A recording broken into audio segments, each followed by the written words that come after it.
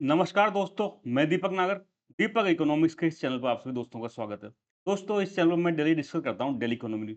दोस्तों, आज एक इंपॉर्टेंट न्यूज आई है रिगार्डिंग टूरिज्म बॉन्ड। आप सबने टूरिज्म बॉन्ड का कभी न कभी नाम तो सुना ही होगा। हालांकि चर्चाओं में तो लेटेस्ट में आया दोस्तों। तो नाथ द्वारा शेयर भारत में पहला ऐसा शहर बनने जा रहा है, सिटी बनने जा रहा है जो टूरिज्म बॉन्ड जारी करेगा। आप सबसे पहले न्यूज देखें। Nathdwara to pilot India first tourism bond initiative. Nathdwara क्या करेगा दोस्तों, इंडिया का फर्स्ट टूरिज्म बोर्ड जारी करने वाला शहर बन गया। तो यहाँ ये हमारे लिए इंपॉर्टेंट हो जाता है दोस्तों कि कौन सा ऐसा शहर है जो इंडिया में फर्स्ट टाइम टूरिज्म बॉन्ड जारी करेगा। आज हम यहाँ पर डिटेल में डिस्कस करेंगे दोस्तों। After temple bonds tourism bonds में debut with Nathdwara pilot. Latest में आपने देखा होगा, तो मैंने एक कंसेप्ट समझाया था आपको, टेम्पल बॉन्ड। कुछ दिन पहले एक क्लास में इस बारे में डिस्कस किया था, जहां पे उज्जैन शहर इंडिया का फर्स्ट सिटी बन गया था जिसने क्या किया था, टेम्पल बॉन्ड जारी किया था। तो इसी तरह से दोस्तों अब नाथ द्वारा ऐसे फर्स्ट शहर इंडिया में बनने जा रहा है जो टूरिज्म बॉन्ड जारी करेगा। आज हम टूरिज्म बॉन्ड होते क्या है, क्या काम आते हैं, इन सब के बारे में दोस्तों डिटेल में डिस्कस करेंगे। सबसे पहले आप न्यूज देखिए। न्यूज हमने देखा, after India first temple bond issued by Ujjain. Ujjain ने क्या किया, इंडिया का फर्स्ट टेम्पल बॉन्ड इशू किया था। उसके बाद now Nathdwara will be first city to launch tourism bond. भाई नाथद्वारा क्या होगा, पहला शहर हो जाएगा जो क्या करेगा, टूरिज्म बॉन्ड जारी करेगा। ये बेसिकली दोनों बॉन्ड देखो, दोनों टाइप के बॉन्ड है। एक ही बॉन्ड कैटेगरी की सब कैटेगरी है। म्युनिसिपल बॉन्ड आपने नाम सुना होगा, जिसके हम आगे डिस्कस करेंगे। बेसिकली जो टेम्पल बॉन्ड है, चाहे वो टूरिज्म बॉन्ड हो, दोनों ही म्युनिसिपल बॉन्ड की एक सब कैटेगरी है। आज हम आगे इसके बारे में डिटेल में डिस्कस करेंगे। तो सबसे पहले दोस्तों बॉन्ड के बारे में हम डिटेल में डिस्कस करेंगे। बॉन्ड क्या होता है, डिबेंचर्स क्या होते हैं, शेयर मार्केट का थोड़ा सा इसके बारे में जानेंगे। देखो दोस्तों, सब्जी मंडी में क्या मिलता है, आप कहोगे सब्जी मिलती है। फ्रूट मार्केट में क्या मिलता है, फ्रूट मिलता है। किराना मार्केट में क्या मिलता है, किराना मिलता है।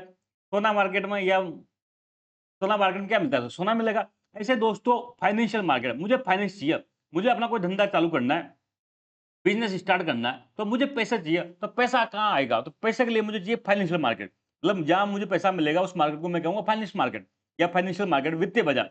ये दो तरह के होते हैं दोस्तों। एक तो होता है मनी मार्केट, आप सबने इनका नाम सुना होगा, कुछ कंफ्यूजन होगी तो आज हम यहाँ दूर कर देंगे। दूसरा होता है कैपिटल मार्केट। क्या होता है कैपिटल मार्केट, जब दोस्तों मुझे पैसा 1 साल से कम के लिए चाहिए। मुझे पैसा, मेरे पास बिजनेस है, अब मुझे हो सकता है 6 महीने के लिए पैसे की आवश्यकता हो सकता है मुझे 6 साल की आवश्यकता हो। तो जब मुझे 1 साल से कम के लिए आवश्यकता होगी पैसे की, तब उसको मैं जहां जाऊंगा, जहां पैसा मिलेगा, उसको कहेंगे मनी मार्केट। तो मनी मार्केट की पहली पहचान है कि यहाँ जो फाइनेंस है वो लेस देन 1 ईयर के लिए मिलता है, 1 साल के लिए कम मिलता है। कई सारे इसमें इंस्ट्रूमेंट होते हैं, आप सबने नाम सुना होगा, certificate of deposit, treasury bills, commercial paper. ऐसे कई सारे नाम से दोस्तों ये इसके इंस्ट्रूमेंट होते हैं जिनके माध्यम से कोई बोरोइंग कर सकता है। जैसे सर्टिफिकेट ऑफ डिपॉजिट के माध्यम से बैंक बोरो करते हैं, ट्रेजरी बिल के माध्यम से गवर्नमेंट बोरो करती है, कमर्शियल पेपर के माध्यम से जो बिजनेसमैन होते हैं, बड़े बड़े कंपनीज होती है, वो बोरो करते हैं। तो ऐसे कौन बोरो कर रहा है उसके आधार पर कई सारे इंस्ट्रूमेंट्स होते हैं दोस्तों, जो मनी मार्केट में जारी होता है। जैसे गवर्नमेंट को अगर 14 डे, भारत सरकार को 14 डे के लिए पैसा चाहिए, तो ये क्या करेगी, 14 डे का ट्रेजरी बिल जारी कर देगी, 28 डेज का ऐसे जारी हो सकता है। ठीक है बात यहाँ तक। तो मनी मार्केट में हमने देखा 1 साल से कम के लिए फाइनेंस चाहिए। इसमें कई सारे इंस्ट्रूमेंट्स होते हैं जो अलग अलग काम के लिए अलग इंस्ट्रूमेंट जारी होते हैं। तो उसको रेगुलेट करता है आरबीआई। कौन रेगुलेट करता है, आरबीआई। इसके रूल एंड रेगुलेशन कौन बनाएगा, मनी मार्केट के, तो आरबीआई बनाएगा, आरबीआई इसको कंट्रोल करेगा। दूसरा मार्केट होता है दोस्तों कैपिटल मार्केट। कैपिटल मार्केट, जाहिर सी बात है, मनी मार्केट 1 साल से कम के लिए था। कैपिटल मार्केट दोस्तों फॉर मोर देन 1 ईयर। अगर मुझे 1 साल से ज्यादा के लिए पैसा चाहिए तो मैं कहां जाऊंगा, कैपिटल मार्केट में जाऊंगा। कैपिटल मार्केट को रेगुलेट करता है सेबी। आप सबने संस्था का नाम सुना होगा, मुंबई में securities and exchange board of India. कहां पर इसका हेडक्वार्टर, मुंबई में, securities and exchange board of India. तो बेसिकली कैपिटल मार्केट को रेगुलेट कौन करता है, तो सेबी करता है। अब इसके अंडर में दो कैटेगरी होती है, दो तरह से पैसा उठा सकते हो। मैं इसको देसी भाषा में समझाऊं आपको। मेरे पास 5 लाख रुपए है, अब मुझे बिज़नेस शुरू करने के लिए 10 लाख रुपए चाहिए। मैं जयपुर में कोचिंग चालू करना चाहता हूँ, मुझे 10 लाख रुपए चाहिए। तो ये गैप मेरे पास कितने का आ रहा है, 5 लाख रुपए का आ रहा है। अब 5 लाख रुपए मैं यहाँ पर 2 तरह से ले सकता हूँ, 2 तरह से मैं इकट्ठा कर सकता हूँ। या तो मैं बोरो कर लूँ, मैं अपने यार दोस्तों के पास जाऊँ, बैंक के पास जाऊँ कि मुझे आप 5 लाख रुपए उधार दे दो, ठीक है? मुझे क्या करो, 5 लाख रुपए उधार दे दो। मैं आपको 10% इंटरेस्ट दूँगा, हर साल इंटरेस्ट दूँगा, बाद में मैं आपको मूल राशि लौटा दूँगा। यही होता है बोरिंग का कांसेप्ट। हम किसी से 1 लाख रुपए उधार लेते हैं, हर साल ब्याज देते हैं और लास्ट में प्रिंसिपल अमाउंट रिटर्न कर देते हैं। एक दूसरा कांसेप्ट होता है दोस्तों कि नहीं, आप एक काम करो, मैं 5 लोगों को ढूँढा कि तुम मुझे 1 लाख रुपए दे।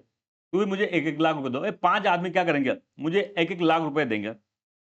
ठीक है? ये ए, बी, सी, डी, ई हो सकते हैं। ठीक है? कि आप मुझे क्या करो, आप इस मेरे बिज़नेस में उधार मत दो मुझे, आप मेरे बिज़नेस में निवेश करो और इसमें पार्टनरशिप बन जाओ। तो सपोज़ कोई 10 लाख का टोटल बिज़नेस हो गया।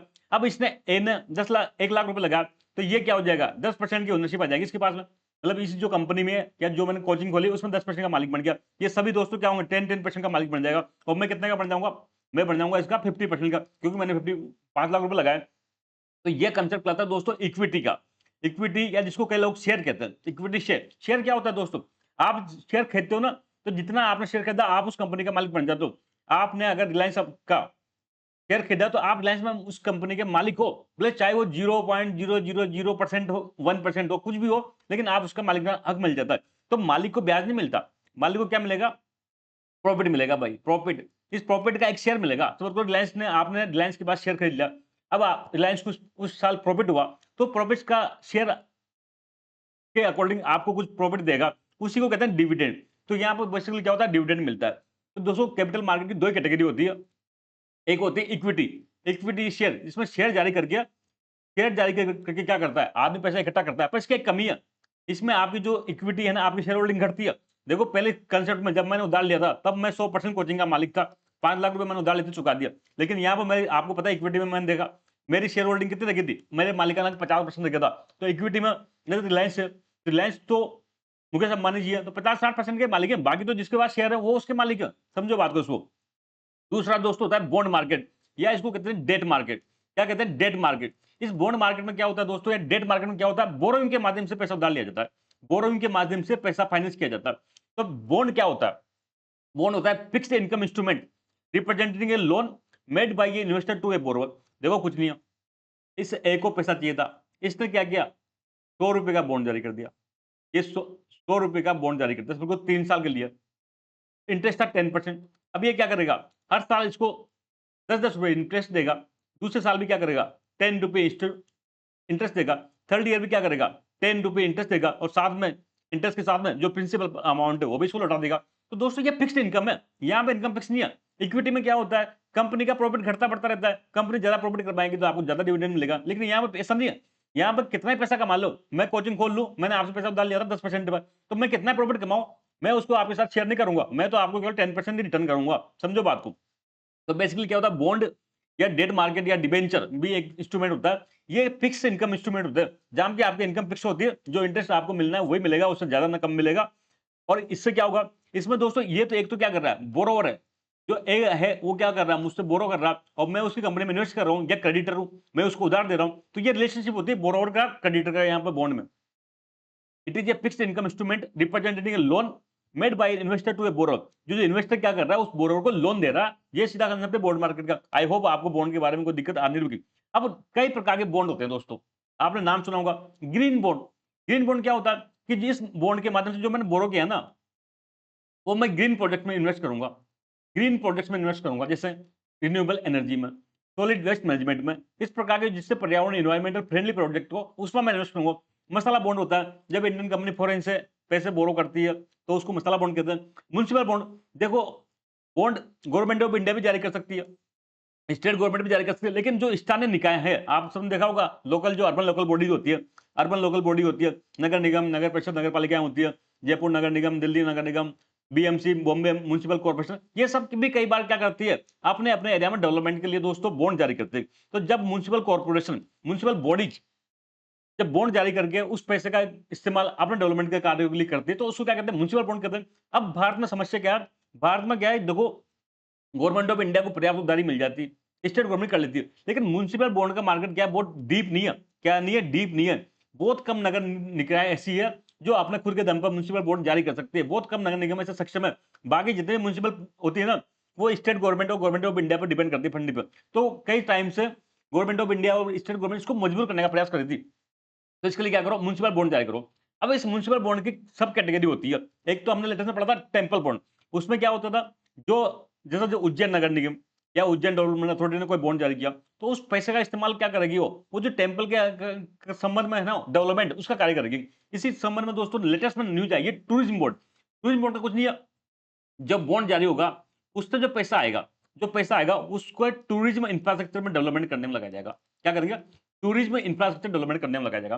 तो सीधी सी बात है, money collected from these bonds, किसको? Tourism bonds will be used for development of tourism infrastructure. जो टूरिज्म जहाँ ऐसा बहुत सारी सिटी है इंडिया में जहाँ पर टूरिज्म बहुत ज्यादा होता है, चाहे मथुरा हो गया, चाहे वृंदावन हो गया, चाहे कोई अन्य सिटीज हो गया, जहाँ पर टूरिज्म की बहुत ज्यादा पॉसिबिलिटी है। अब वो नगर निकाय, नगर निगम, जैसे हम अपन मथुरा जाते हैं तो मथुरा वृंदावन जो डेवलपमेंट अथॉरिटी है उसके पास फंडिंग इतनी है नहीं, तो इतना डेवलपमेंट दिखता नहीं, तो वो क्या कर सकते हैं? ऐसे संस्थाएं ये टूरिज्म बॉन्ड जारी करके या टेम्पल बॉन्ड जारी करके क्या कर सकती है? पैसे कलेक्ट करके डेवलपमेंट कर सकती है। ठीक है बात है? तो इट इज सब category of municipal bond. Municipal bond का एक सब कैटेगरी है, मैंने बताया इनमें जो कोई ज्यादा अंतर नहीं है टेक्निकली।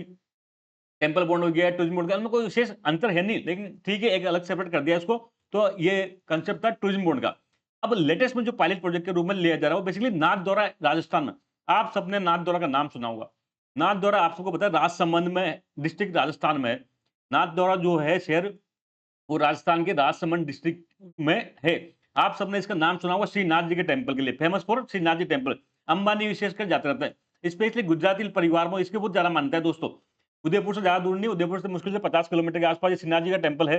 तो ये नाथद्वारा सिटी को पिछले गुड टाइम से हुडको, एक संस्था का नाम सुना होगा हुडको, housing and urban development corporation. आप सबको पता है ये हुडको है ना, जो अर्बन डेवलपमेंट के लिए लॉन्ग टर्म का लोन देती है। और Rajasthan government are trying to issue tourism bond for Nathdwara. ये क्या कर रहे हैं बेसिकली, जो हुडको और राजस्थान सरकार मिलकर नाथद्वारा को डेवलपमेंट करने का प्रयास कर रहे हैं। डेवलपमेंट के लिए पैसा चाहिए, तो नाथद्वारा जो नगरीय निकाय है वो इतने सक्षम नहीं है। तो अब इस टूरिज्म, अब गवर्नमेंट ये चाह रही है कि भाई जो नाथद्वारा यूएलबी है ना, वो क्या करे, टूरिज्म बॉन्ड जारी करे।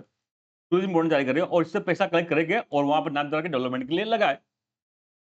तो बस इतना ही मैटर था आज का पूरा। आई होप आपको समझ में आया होगा। हम जल्द मिलेंगे दोस्तों, तब तक थैंक यू। जय हिंद दोस्तों।